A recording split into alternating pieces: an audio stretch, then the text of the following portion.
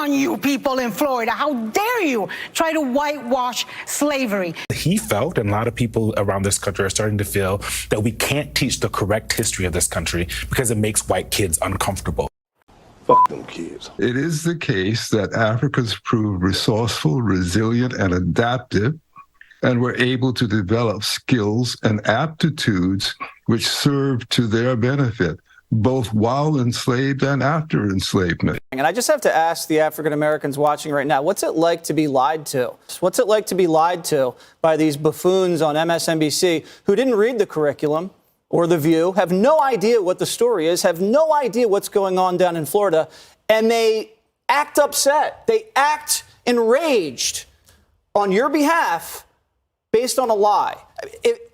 This should be taught in every single middle school, high school in the United States. This is the best of the best created by African-American scholars in the state of Florida. And Kamala Harris is either dumb and didn't read anything about it, or she knows the truth and has decided to lie to the American people about it. I think it's disgusting. And why doesn't Kamala Harris want African Americans and white Americans to know that black Americans did learn skills despite being enslaved?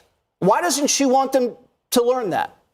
Jessica, do you think that she read the whole thing and just decided to cherry pick something? I do think that she read the whole thing, and I think that it's an incredibly complex piece. When you look at the 191 passages, you have some good, and frankly, I'm just fundamentally uncomfortable with the sentence that blacks benefited at all from this.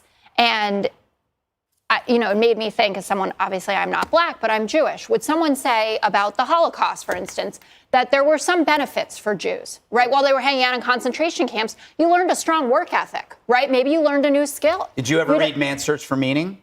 Vic Frankl talks about how you had to survive in a concentration camp by having skills. You had to be useful. Utility kept you alive. But we're also talking about middle schoolers here. And there's a lot of concern about what age people are prepared to understand complex issues. I'm not sure that 12 is the right age to start hearing things like, and when you were enslaved here in America. What about gender? They can learn about gender ideology?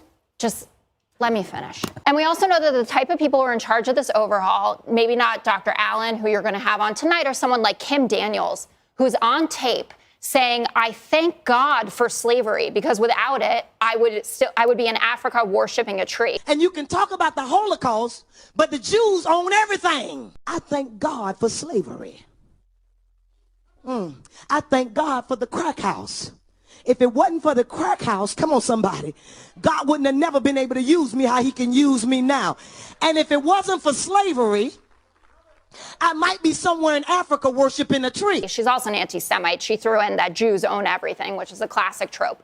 But the Florida Department of Education released a statement in response to Kamala Harris's speech saying, she's got it totally off base. It includes, I think, 16 examples of these slaves that learned their skills while they were doing this. And Joshua Stein from Georgetown pointed out that it's riddled with inaccuracies. So first of all, they say James Fortin as an example. He wasn't a slave. He was a sailor in the Revolution. Then we've got a couple of your blacksmiths, by the way, who were not blacksmiths at all. Ned Cobb, he was a sharecropper who became the head of the Alabama Federation Sharecropper Union. An amazing example of achievement. Lewis Latimer as well. He was called a blacksmith slave in the Florida Department of Education piece, but he was an inventor who ended up getting 2 patents and was hired by the Edison Company.